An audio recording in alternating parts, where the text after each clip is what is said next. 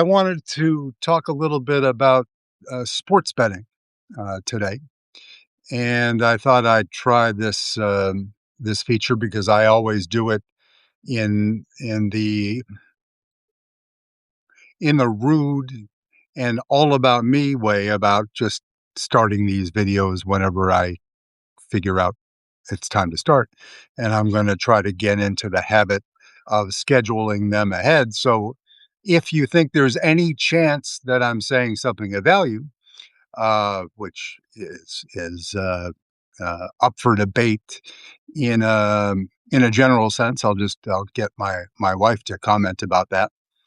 But at least that would be it would be more conscientious to others involved in this endeavor. So I'm going to try to do that. What I as I have mentioned on earlier streams on this platform.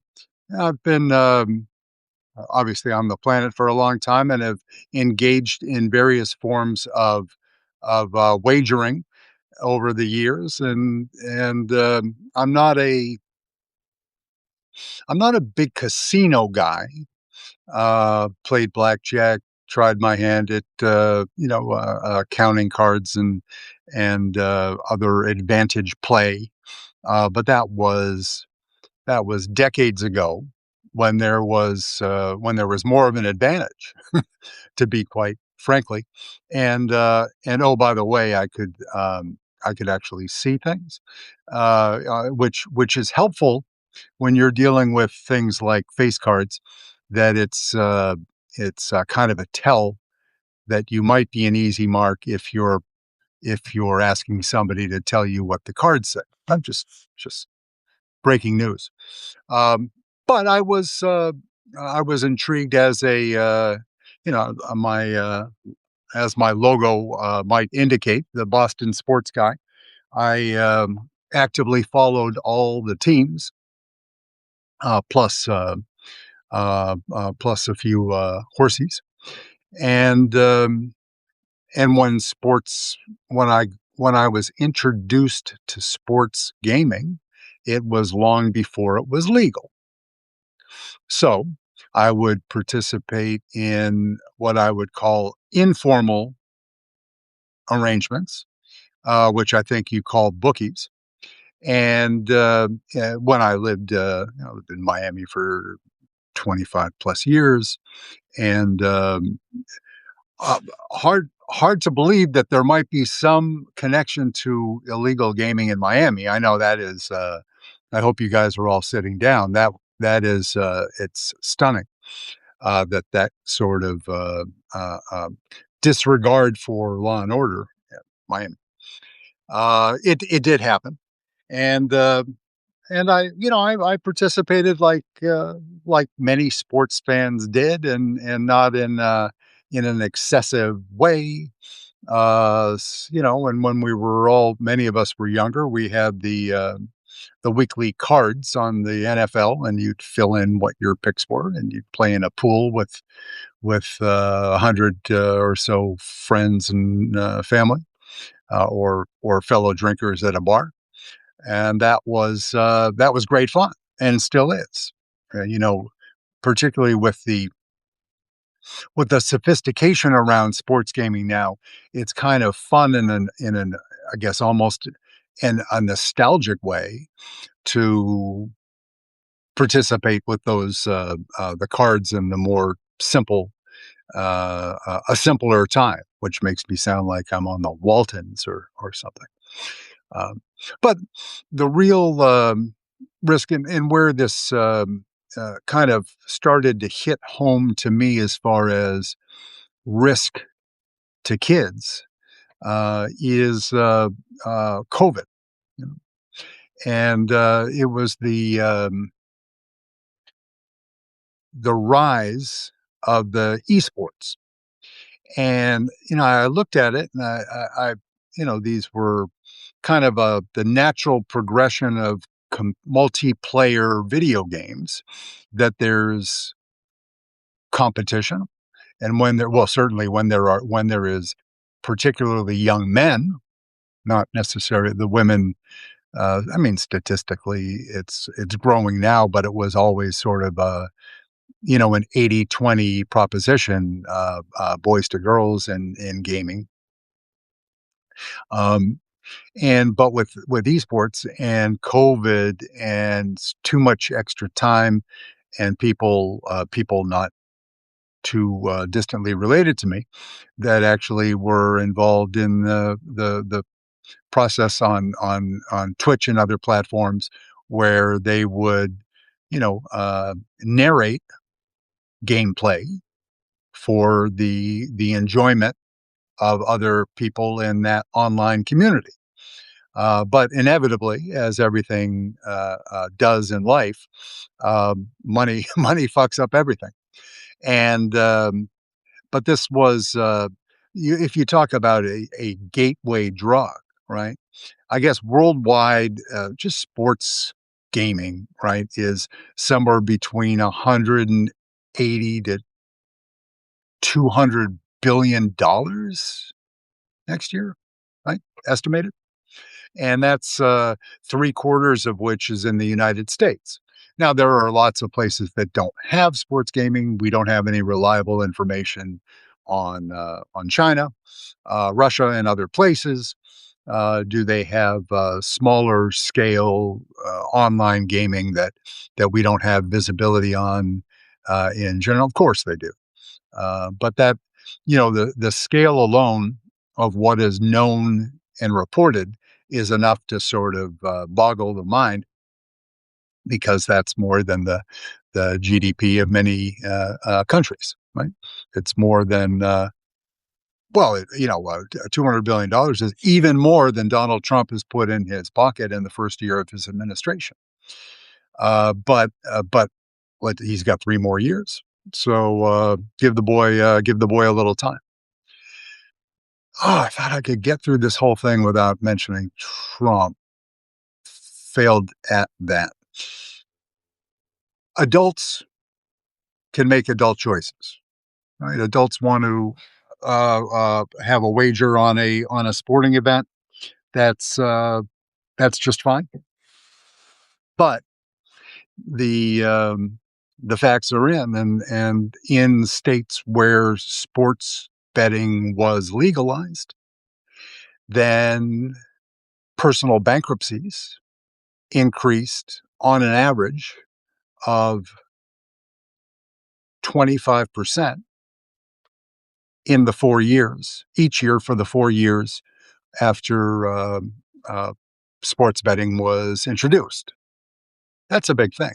That's you think about the impact on families, and if you have just one, well, let's say you have a breadwinner in a family that has a problem with sports gaming. Yes, there are more resources out there, but the resources are there only because the states mandate that the books provide them, right?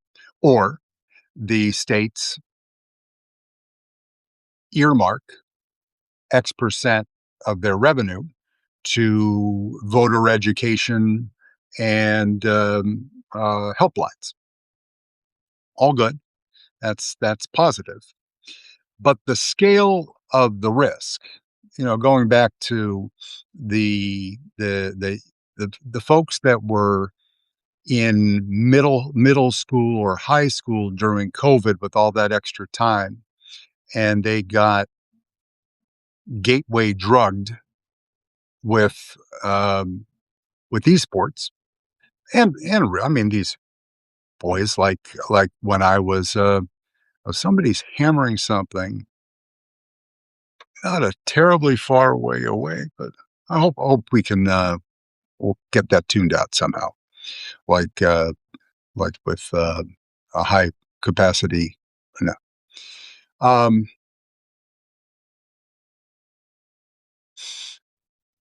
Young boys, of course, would be, you follow your sports team and you find out, you mean there are places where I don't care if it's legal. I'm 14. You mean I can bet like just like my dad did, and I can bet on the Patriots by going on a site that is presumably domiciled in Nevis or Costa Rica, and I can steal Dad's debit card or the one that they let me use to buy my lunch.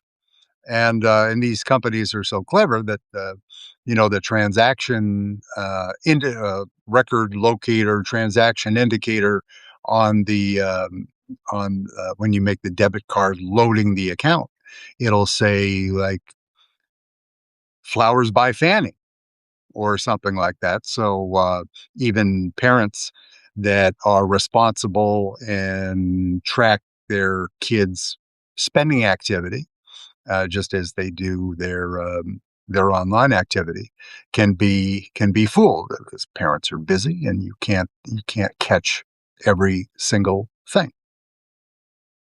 So it's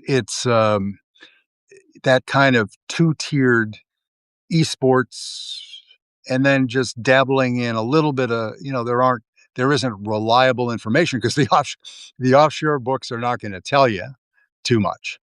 I've certainly made myself familiar with what's out there, back 25, 30 years ago, handicapping contests and other such endeavors, with companies domiciled in countries not my own. Yeah, so that's all fun. But when you look at, there was a study it's widely published about and you could say that the experiences of one school are not emblematic of what's going on nationwide. I say they are, but what is it? Redwood High School, right? Which is 9, 10, 11, grade 9 through 12, a traditional high school in Redwood is in Marin County near San Francisco. Also, Marin County is the highest per capita in in uh, in the San Francisco Bay Area. The highest, it is a relatively wealthy county with relatively wealthy communities. And so, do the kids have more disposable income? That's that tells you where they got it. What they're using it on, that don't matter, right? I mean, excuse me. It's upsetting if they were that they're rich kids. It's upsetting. What's more upsetting is kids of less means who are harming themselves and their families and their futures, participating in that because they're on a narrower margin. But of all of the boys that were surveyed, and this is not a small school. This is uh, approximately, I'll call it 15 to 1,700 kids. And they serve in all of the males that they surveyed, over 70% had placed a sports bet. It's a couple years ago. Now, what does that tell us? It tells us a couple things. We want to know. I'm sick and twisted, so I want to know who they bet on. But that's not really the issue either. Sports betting is not legal in California. Wasn't then, is not now. Right. So they were not just gambling, but they were placing illegal wagers as to the place that they were betting, but also they were all underage. That's concerning. And that is a trend that is only going in one direction. Now, California is doing a lot to try to educate and control that.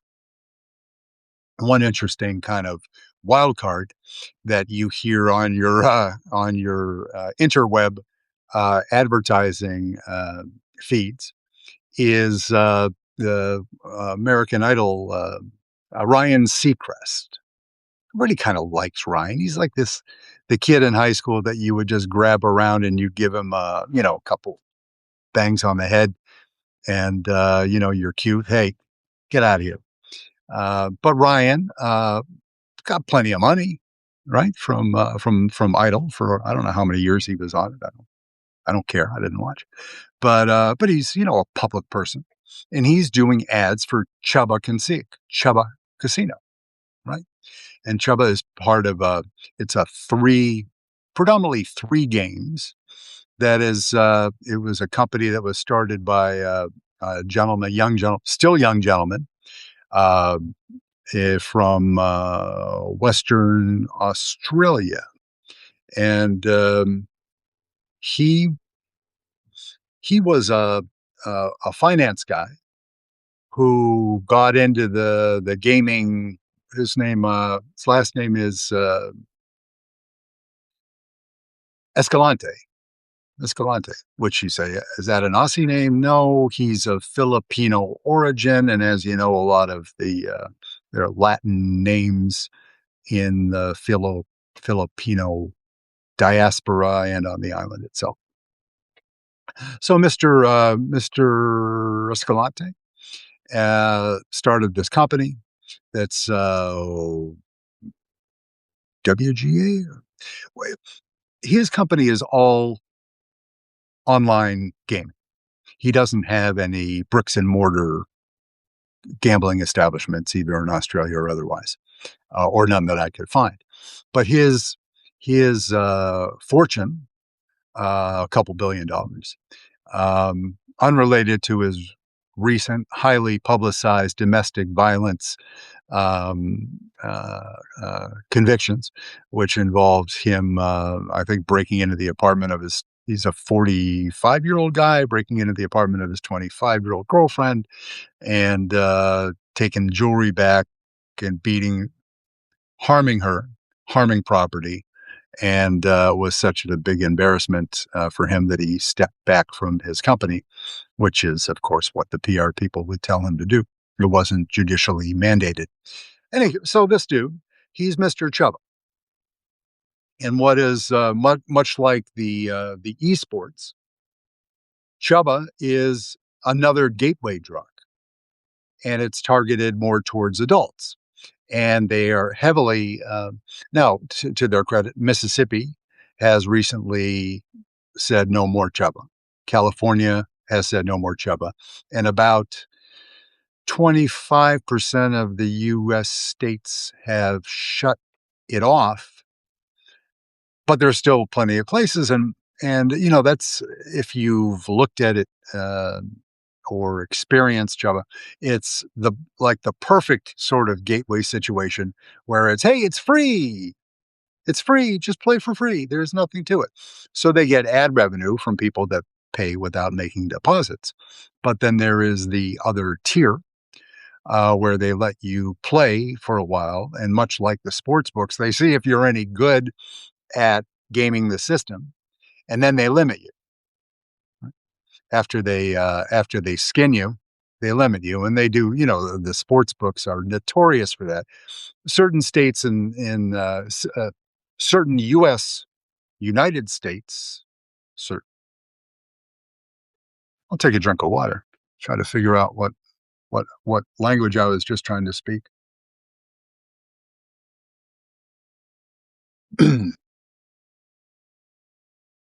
Several of these here United States have taken actions against the sports book to say, if you're going to be open for business, you're not going to limit players, because I mean, this is a big issue in the UK right now, that we're letting these people make enormous amounts of money, and then when there are people that are actually half good, what they do is they pre-select and then they cull. So the only players they have left are bad players, and they rob them blind, take all their money. They go into well, it's England, so I'll say the poorhouse, and then they're then they're denied access in the future because they're problem gamblers, right? The other problem gamblers are the ones that win, and they're limited, and they're like, "Absolutely, we welcome your business, sir. We would kindly invite you to bet all up to 75 cents on this here Super Bowl, and we have a promo that will allow you to double up your online wager today to $1.47, and then kick rocks because you are good at you're a good handicapper. You are a AI wizard, um, uh, and you win too much, so we don't want your business."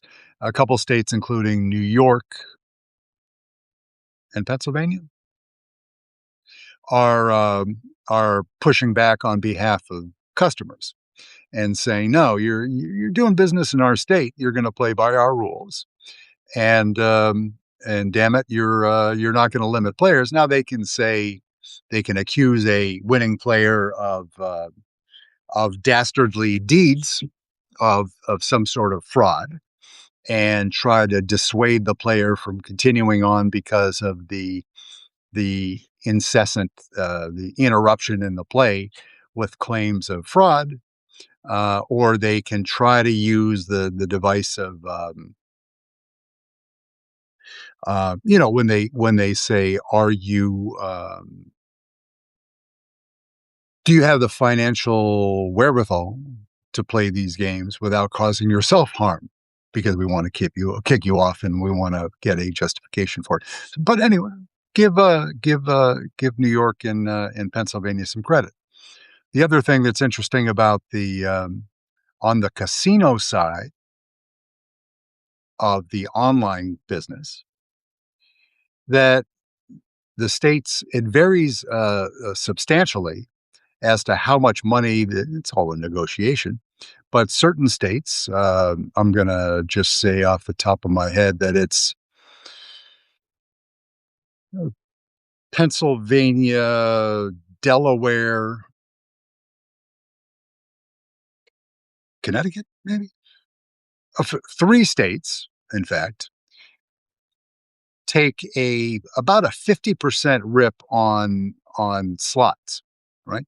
And that funds their state kitties and a lot of money where that the whole sales job at why gaming in general was good for a state is we're going to make so much money, we're going to have the best school system in the entire world. That hasn't happened because they're politicians, and there are people not as bad as Donald Trump, but that's my second mention. That there's corruption. It's government. People are going to be skimming or redirecting the tax revenue from casinos into pet. Well, we have a road emergency. We have a major road emergency. It just happens to be in my district. And the emergency is I haven't repaved every road in my district in years. And I'm up for reelection. So that's my emergency. So I'm sorry to the kids, but we're going to need to make an executive finding that the road improvements take precedent over kids' education, and as the Trump administration has third mention has proven it, everything takes precedent over feeding children, particularly black and brown kids in from more modest circumstances in the attack on SNAP and other things. Those dirty bastards. Yeah, they did that. Where's the real? I mean, we've talked about bankruptcy rates. Now, there is not uh, a clear picture of all the circumstances that went in to cause that family financial distress, but you can draw some correlations safely. And even if there's a margin of error of, I mean, a a generous margin of error of 5%, if you're saying a 25% increase, per annum in the 4 years since the sports betting was introduced, you can make some pretty safe assumptions about that. It's bad. Does it provide entertainment value? Sure. Is it more important that families are being destroyed by casinos and online gaming, online, sports betting? Yes. The casino part of it is still it's substantially more, whether it's the bricks and mortar, the sports book is always an afterthought because the real cash cow is slots and then table games, and that's reflected by the percentage that, in tax revenue that, the casinos make less on the table games. So the states tax like on a most states tax in a two-tier structure. So they'll in the states where they tax a lot, which they should, they'll go to MGM and say, "You wanna open up? We're taking 50% of your slot revenue," because there's essentially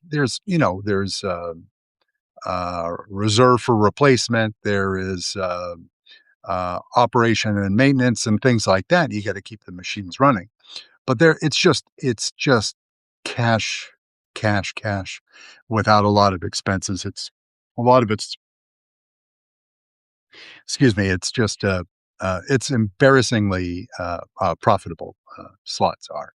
And you can a lot like, uh, TikTok and controlling the American, voting public and your friends, the Ellisons, they can just kind of turn the dial on those things. And, the deal with the slots is that there are ones that run with a sort of a cumulative, payout, scheme, right? That, every X thousand of spins, you're eligible for a $10,000 bonus, and what keeps people coming back, right? And that is, and they're flashing and they're making those noises, and that is like Donald Trump's voice to the MAGA cult. It draws them in. 4 Trump mentions? Okay, I'm gonna stop counting, sorry. It's, it's like a drug, and of course, gambling is addictive like a drug. Not like cocaine, Donald J. Trump. Um, yeah, fentanyl. It is gaming fentanyl. It is extraordinarily addictive. And But with the advent of the expansion of the online component of gaming, it just is harder to control, harder to monitor, and more damaging because regardless of how AI can do a lot of things as far as data security and age verification, like our friends down in Australia that are keeping kids off of social media until they turn 16. It's hard to monitor, but if you get it 87% right, you're doing a good thing, and you're limiting their their human rights maybe, but you're saving their lives, right? That's a wonderful program that I wish we could emulate here, but we don't have the will to stop people from putting bullets in our citizens right now. So I'm not going to hold out hope that is the next step on the Trump administration agenda particularly when he has a direct financial involvement in in well, you would say that he doesn't Twitter also because of the relationship with your boy Elon, but with TikTok, a verified connection because of the relationship with the Ellison family that the Trump family will benefit. It's just a matter of how much, how soon. But back to the kids. You go back to that Redwood survey. If like with kids in any endeavor, we Many of us have had children, and sometimes you don't get on the first questioning, you don't perhaps get the complete we won't say that they misrepresent the truth, but, what if you have a child what if you have a child of a lawyer or somebody that is in the business of parsing words, themselves, then yeah, so they don't give you the whole truth. They give you a representation of the truth. So you think about these kids at Redwood High School in Marin County, I guess in the city of Redwood, just north of San Francisco. And you've got people asking you questions about what is an illicit activity. There are some people that probably sat on their hands and just didn't say anything because they were scared that their dad was going to find out they were gambling and they were going to get their ass, they were going to get punished. So you know, I'm going to argue that if they reported whatever the number was, 74%, I'm going to say that it was 85%. And the number with girls, I can call them girls because they're below 16, right? Um, Below 18, that it was about 20%, which just proves that girls are smarter than boys. But it also emphasizes that women, the whole frontal cortex development, the way that women and men develop intellectually at a much different rate. This is targeting boys, and what I'm going to overlay and then let you get on with enjoying your Saturday is, you know, uh, the advertising from the sports books and the casinos and the online casinos is targeted largely at a group of what might be called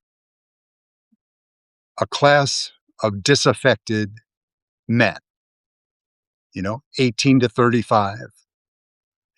And the impact of this advertising and on the availability of gaming, there's something, I'm not a psychiatrist, but there's something almost empowering to that subset, and I would argue that that is part of the descriptor of the young right-wing griper class, right? The baby MAGA griper class. You're appealing to them because they're angry. They feel like they're not heard. They have trouble connecting with women, to even, you hear lunatics like Nick Fuentes said to an interviewer that he'd never been late. Excuse my graphic. You know what I mean. Never had uh, Never had been horizontally conscious with a woman before, or a man, presumably, but neither. And there is. I'm not saying that all baby magas and groypers are asexual. That's not true. But when you think of the silo,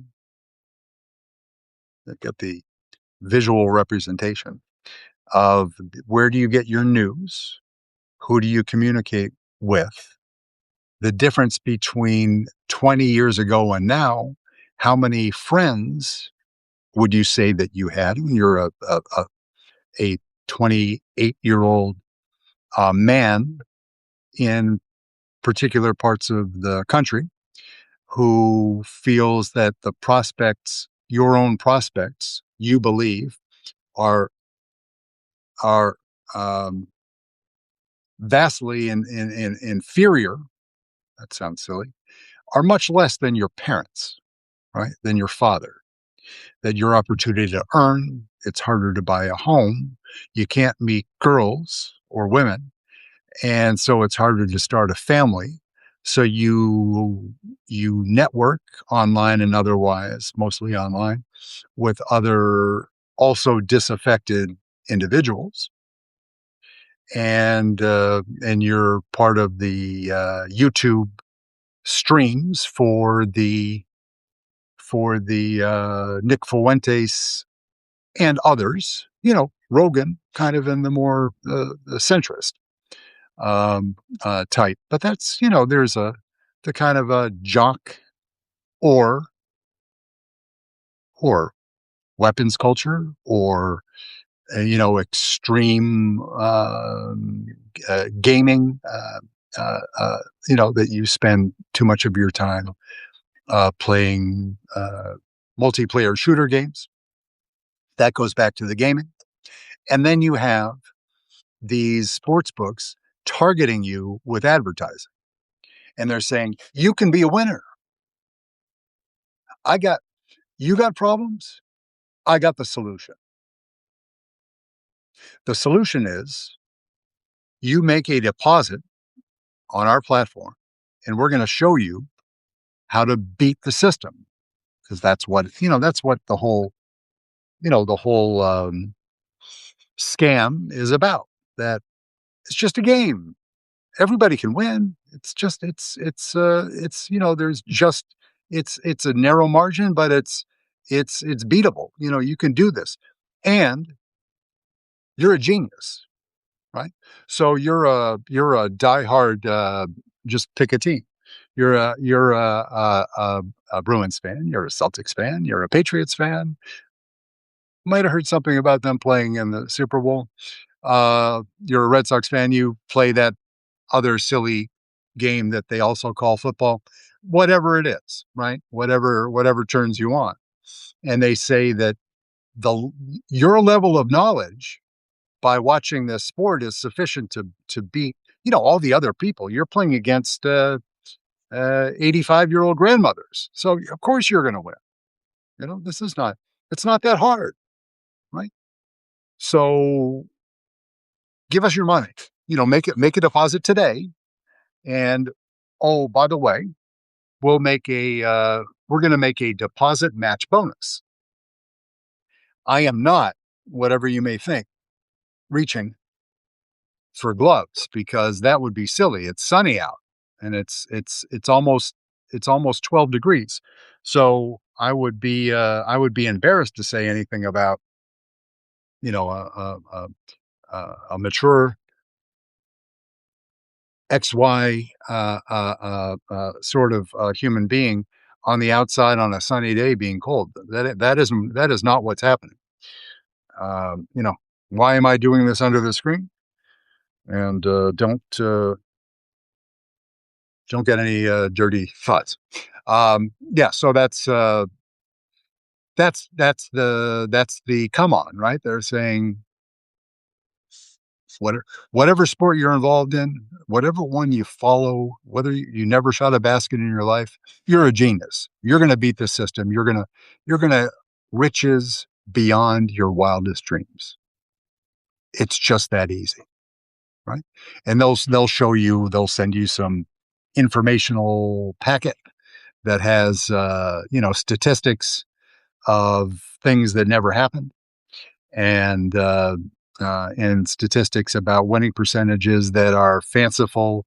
And it's the small print says that it was Boris Becker beating a 13-year-old badminton player, which he probably couldn't do. They lie and they say if you deposit up to $50, $100, we'll double it, we'll triple it. Of course, we're only giving that back to you when there's a glove. We're only returning any winnings in credit, which means that, and there are the turnover, the limits include the fact that you have to play the money back through the system in order to withdraw. So say you deposit 100, your balance says 200. You said, I am all set. Drake May, quarterback of the Patriots. I am coming for you, and I'm going to own a house by the end of the Super Bowl. Generally doesn't work out that way. Just, uh, just another bit of breaking news. But it whets your appetite, and you go back in, and you're like, "Oh, I already got my deposit bonus." And they said, "Well, that's true, but if you try this other type of game, perhaps you'd like a little online roulette because you're no longer eligible for the sportsbook deposit bonus, but for the online casino games bonus, you're just the guy for it. And listen, it didn't work out great with the football thing, the real football. So, but I can tell from looking at you that you're a math genius, and you're counting up those little spots on the roulette wheel, and the big green one that you're not, the double zero. I guess that is. I don't play roulette. But you're gonna beat this. I can tell that because you sir are a genius. So they've got you, right? And you've done that twice, and you've blown the stack 2 times. But they're gonna get you again. So they'll figure out another way.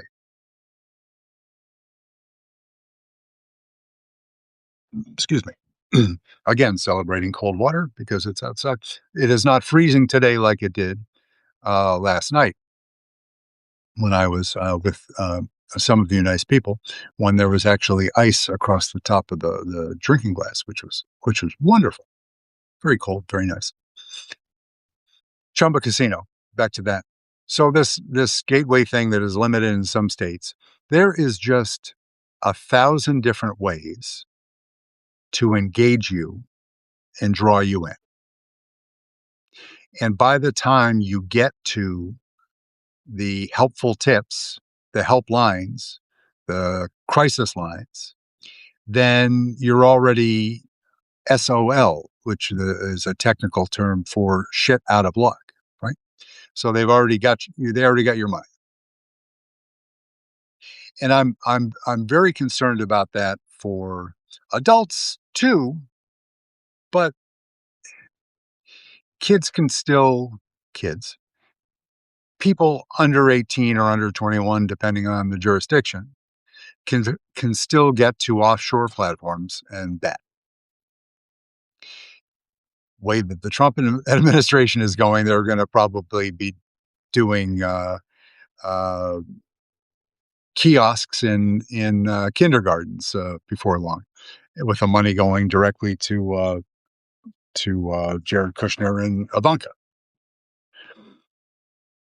It's so dangerous, and it's so of a piece with the young people who have been radicalized by the interwebs, the internet, right? In that period of time, in the it's all the Donald Trump era. I'm not blaming Donald Trump for the rise and increasing danger of online gaming and gambling. That's not what I'm doing. It's coincidental in a way, but what really tracks is that the from a Democratic Party voter and somebody that wants his country back, his, their, her, whatever I am today, I'll be whatever anybody wants me to be. Just give me the fucking country back, right? That it's it's so of a piece that the vulnerability of that target audience that is being hammered with the online gaming, with the TikTok, old guy says the TikTok, with TikTok, X, Twitter, and all of those things, then that gamification transcends sports and also encompasses elections, right? You know about the markets that are out there and available where you can bet on particular candidates, Senate candidates. The other helpful thing that certain states have started to do, and some foreign jurisdictions, is the prop bets, because that's the Donald Trump shitification of gaming, and that's how you've been reading the same stories that I have about the NBA players and coaches, Chauncey Billups, that alleged that have been involved in these essentially frauds against their own fans by what used to be just a bucket of bad behavior called point shaving back in the 60s and 70s, that you would usually involving a, uh, uh, a Tony Soprano-esque, if not if not a Roman Moroni. I hope everybody watched Johnny Dangerously last night, because, I mean, if you didn't, then you're just a much better judge of character and art than I am. But it is so silly that if you find a YouTube clip, right, and just watch, humor me. Just go watch 4.5 minutes of a scene, and put in uh, Michael Keaton, Johnny Dangerously, Roman Moroni. Who else is in there? There are other people.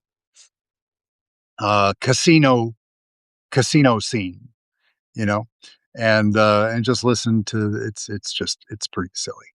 And we need any way we can be diverted. You know, that's that's the game here.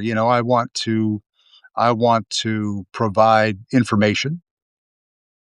I want to provoke thought and discussion and the exchange of ideas. But if I'm not making it a little bit, you know, in injecting a little bit of personality, as flawed as mine might be, then, as so many people say in the the TikTok world, I mean, any feed you look at is particularly the ones that are trying to sell you something. It's like, what are we even doing here? You know, because in 10 years, the the the being that will be exchanging ideas with you will be of a cyborg variety.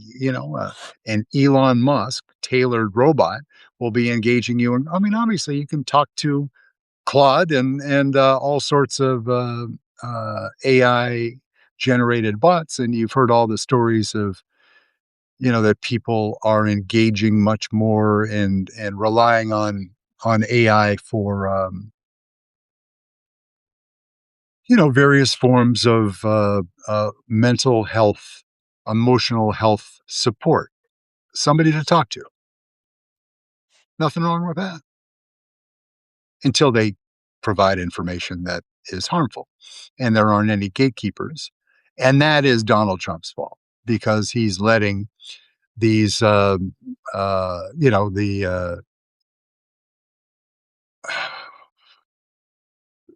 Zuckerberg, Andreessen I talked about yesterday, Elon, your boy,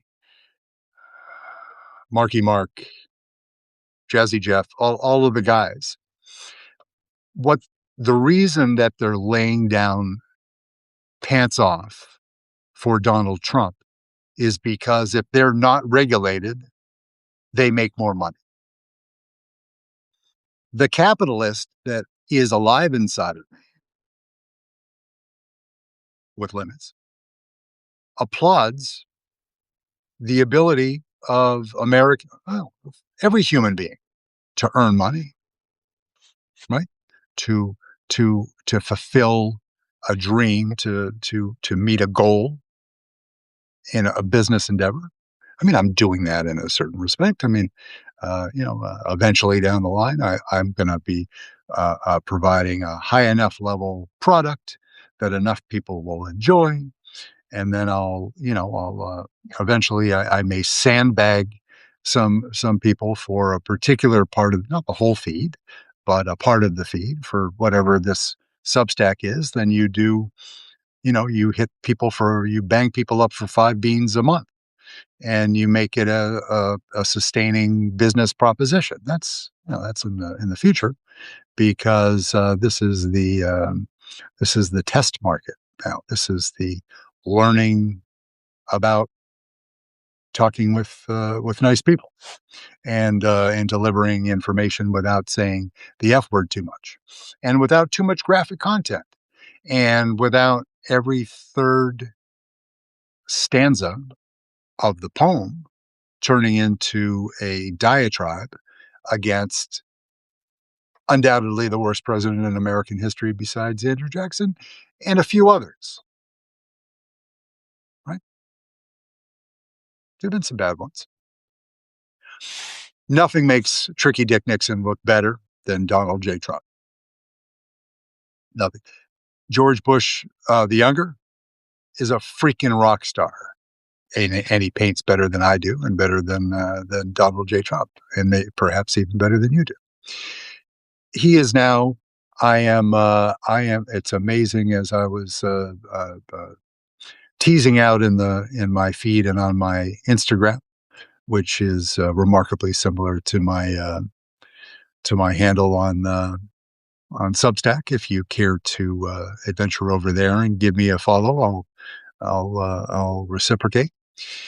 But IG, I just sometimes just start out in the beginning of the day and make a post that eventually makes his way onto Substack, inevitably, it seems. But just a particular politician that annoys the shit out of me, like your boy John Thune, right? The leader of the Senate, is as the most handsome coward in the United States government, and perhaps beyond government. He ain't showing me shit, as they say. And Mike Johnson for perhaps a lost cause entirely. What are the prospects for improving regulation and protecting minors? Let's start with minors, right? So, on a state by state basis, there are efforts by governmental officials to intervene from a data security perspective, to try to limit access to offshore books.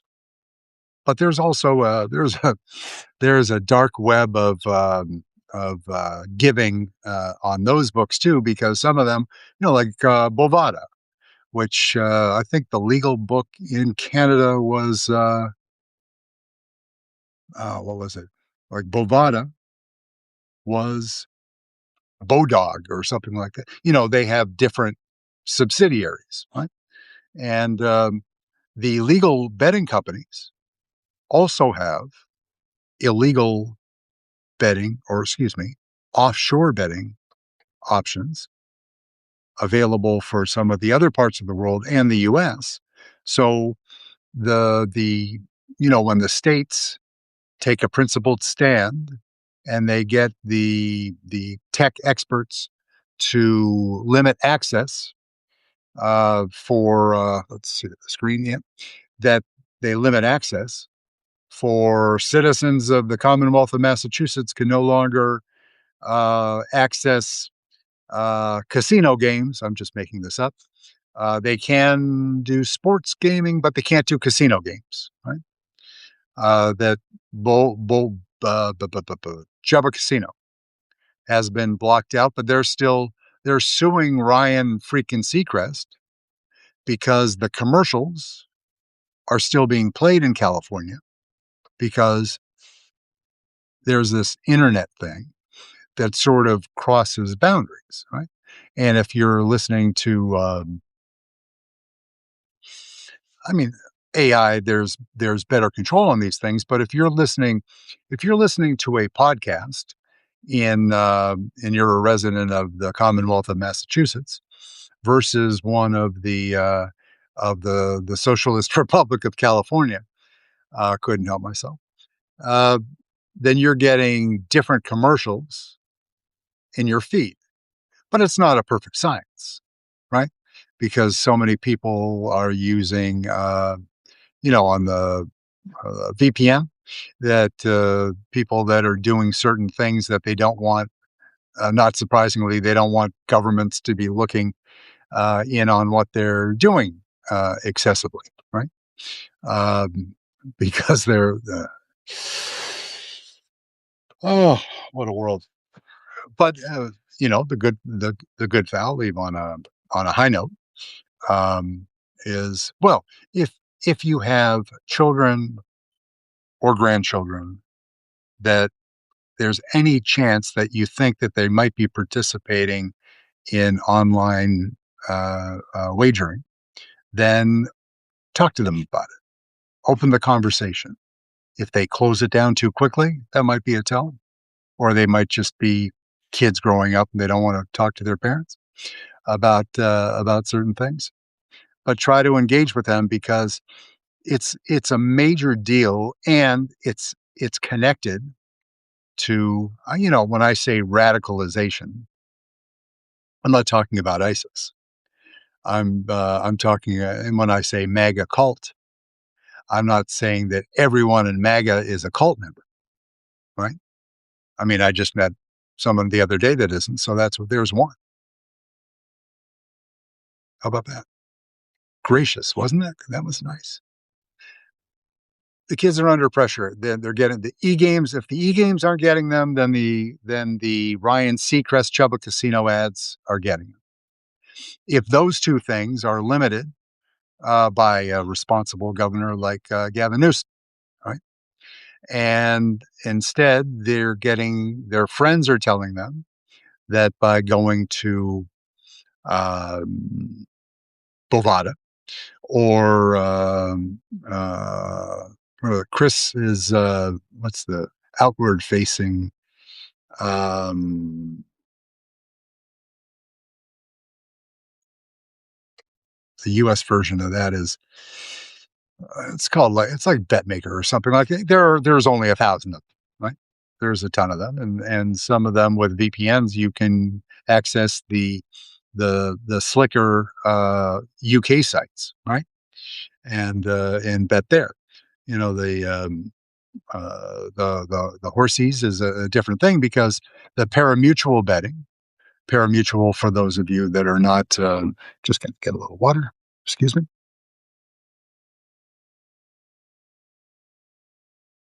Parimutuel betting, how that is different from other forms of betting, is that it's a pool that when you bet into it, when you hear people talk about odds moving because of groups that are influencing the odds on horses, right? Two less than 10 seconds before the off of the horse race. That's because the Naira and what is the organization? Well, the American tracks in Kentucky, Florida, New York, California, and otherwise. There are, three major companies, right? There are the people that own Gulfstream Park, my old home stomping grounds. They also own Santa Anita. They sold the one up in Northern California over a year ago. There are the Kentucky tracks, right? That are controlled largely by Churchill Downs, which is CDI is the parent company, and they take a big rip, but they also let the teams, there are I won't go into too much detail on this because it's for people that aren't have don't have any interest in horse racing, but there are groups that pay for the privilege of getting better and more timely information than you can get in order to place sharper bets on horse races. So horse racing is not a a completely fair sport. The parimutuel nature of the wagering makes it more so than without parimutuel wagering,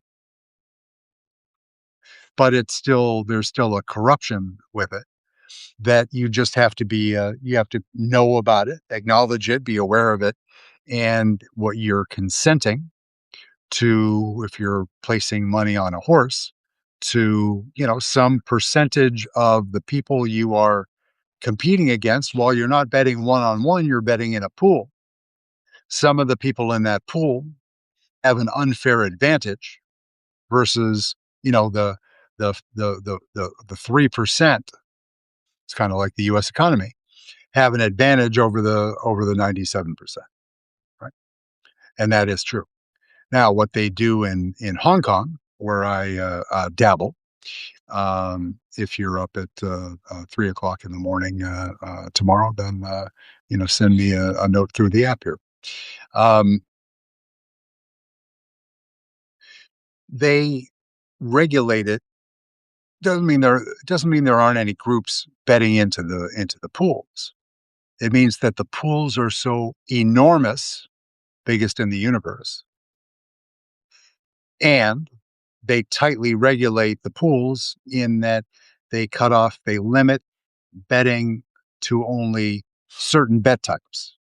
Like in what they tried at Naira, and they haven't really perfected it yet, but they said the teams can only bet into the win pool or win in place pool or win place and show, but they can't bet into, you know, it's the opposite. I kind of said that. Let's say that they're not allowed to bet into the win pool, but they can bet into every other pool. They won't bet into the pick five, pick six pools because it's too complicated and their algorithms, which will get better, don't are not optimized for that type of bet.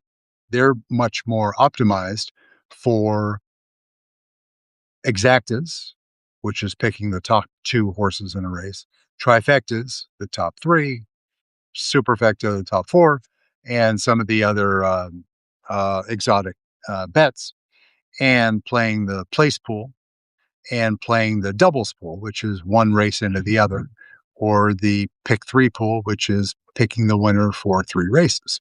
Okay, enough about that.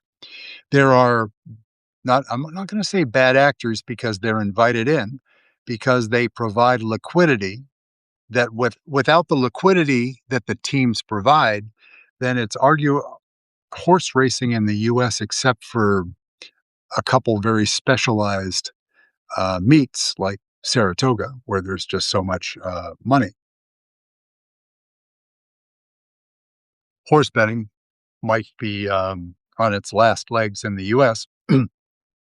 It's greatly diminished from where it was originally. Yeah. So, but if you have any curiosity, if there's anybody out there that's a real horse player, not a one bet on the Kentucky Derby. 'Cause I can't help you there, because of course I watch the Derby. I tend to watch the Preakness. Definitely watch the Belmont because it's closer to home, and I've been to Saratoga more frequently than I've been to Churchill Downs in my lifetime.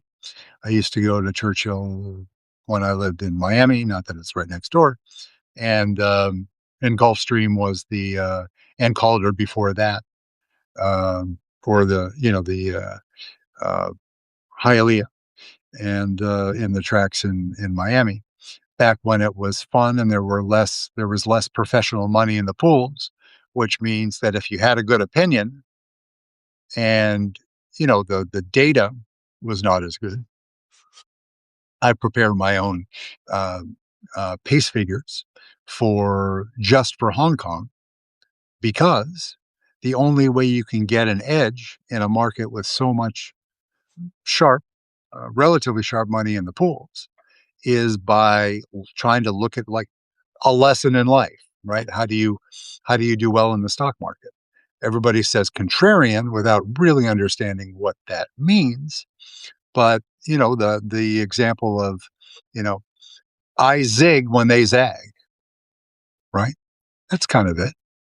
That's what contrarian is. That you find while people are looking, or putting it in Donald Trump terms, the shiny object, right? Zig when zag. A perfect example of that is why now Don Lemon. Everybody likes Don Lemon. He's snarky. Yeah, of course he's snarky. It's part of his charm. He's can he be annoying? I can be annoying. I am annoying. Ask my wife. Yeah, got that too. But unlike me, uh, Don Lemon is a verified professional journalist. He does the work. He's good at his job. We value him, and we value, as Don pointed out, and many other people that are, First Amendment advocates out there, that, this is the one profession that is canonized in the Constitution of the United States, which is freedom of press, not freedom of pipe fitter, no dispersions, not freedom of electricians, not certainly not freedom of whatever the F Elon is doing, of tech bros. That ain't in the Constitution, although you would think it is the way that they're treated. Okay. So I think that just said it's tough not seeing anything, but I got a little blink somewhere. Excuse me one second. That says your phone's going to go bye bye. So pleasure, as always. Thank you very much for your time. And I guess the if you're not a better yourself and you don't have kids, whatever, you turn the page. But be concerned about your community. If you have any young people 18 or under in your life that you love and you think that they might be exposed to that, particularly, and I'm not, the mega griper contingent is just being hammered incessantly with ads trying to steal their money, right? And they may tell you that they're really good at it and they had a good week. Anybody that says they had a good week this week they didn't say month, they didn't say year, they didn't say decade, because the sports books are not in business to let you win. That's not what they do. They're not your friends. And particularly when it comes to kids, they will absolutely strip them bare and then hide in a foreign jurisdiction and say tough shit, right? So look out for the youngins, because they got shit going on. They see adults, they see legislatures approving sports betting. I was when it was approved in the country, Atlantic City first, Jersey first after Vegas. I was applauding it. Like, wow, this is progress.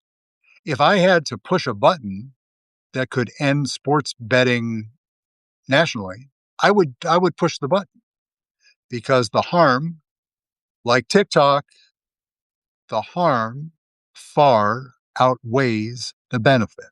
That's it. Don't need an essay. Don't need a semester long course at Harvard, although that would be delightful. Nobody can argue to you that the benefits outweigh the harms in sports gaming or TikTok.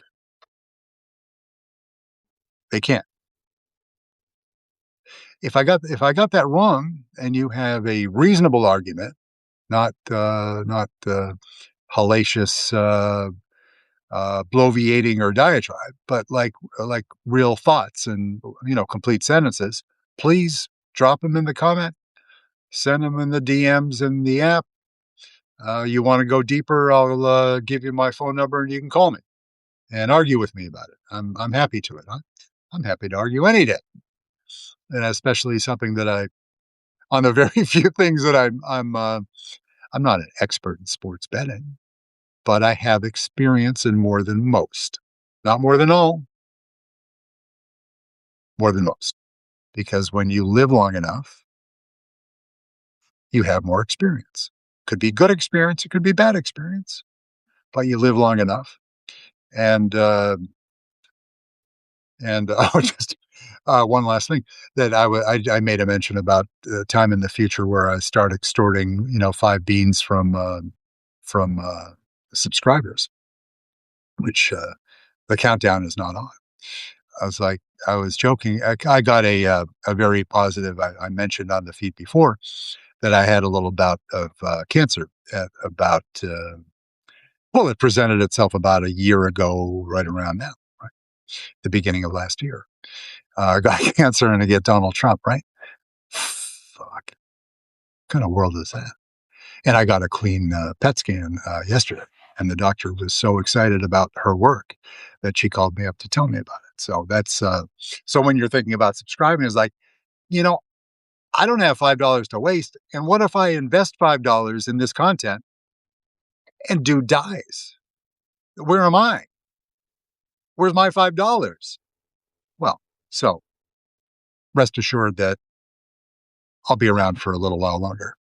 Um, until the groypers get me. So have a great day, and I'm going to get uncomfortably close to the screen so I can pretend to see it and try to shut it off without clearing out the data. Thank you very much.